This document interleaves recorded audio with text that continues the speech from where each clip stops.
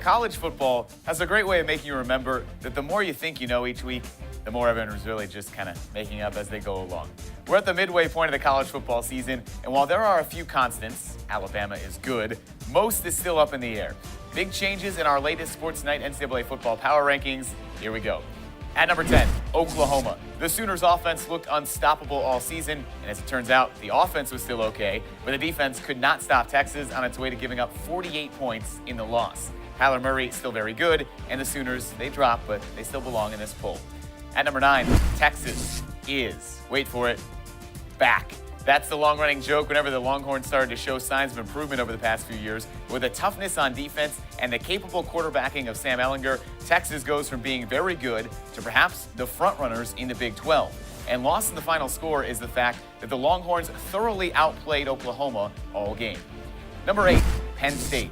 The Nittany Lions were off this week, and that's exactly what they needed to put the gut punch loss to Ohio State behind them. Now, Michigan State this week is no slouch, but the last remaining threats to another double-digit win season come on back-to-back weeks in November against Michigan and Wisconsin.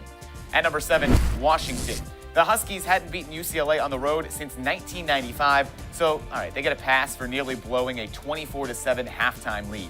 197 yards rushing and 3 touchdowns on the ground helped salt the game away for Washington. It's another challenge this week, though, when they head on the road to face Oregon. To number 6, West Virginia. The grind of a long season is starting to wear on some teams, and West Virginia maintained its perfect record, but struggled at home against a bad Kansas team. Now, that being said, Will Grier still threw for 332 yards and 4 touchdowns, but his 3 interceptions helped the Jayhawks hang around for a while.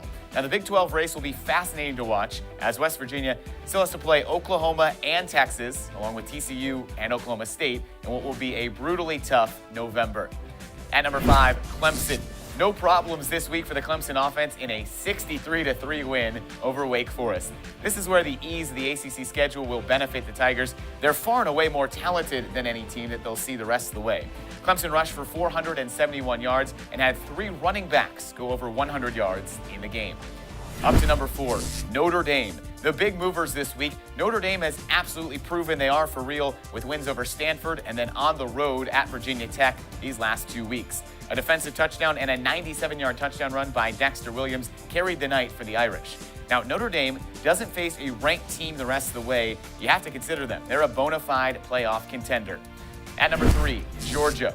The Bulldogs sit as the heavy favorites to win the SEC East due to their offensive balance. 341 yards passing and 219 yards rushing pushed UGA past Vandy by a 41-13 score. Now, Jake Fromm threw for 3 touchdowns to move UGA to 6-0 on the season. Now here comes the challenging stretch. 4 straight games against ranked opponents. It starts on the road at LSU this week. At number 2, Ohio State. The top 2 teams in our power rankings also have the 2 best quarterbacks in football. Now, the Buckeyes' Dwayne Haskins threw for 345 yards and 6 touchdowns in the 49-26 win over Indiana.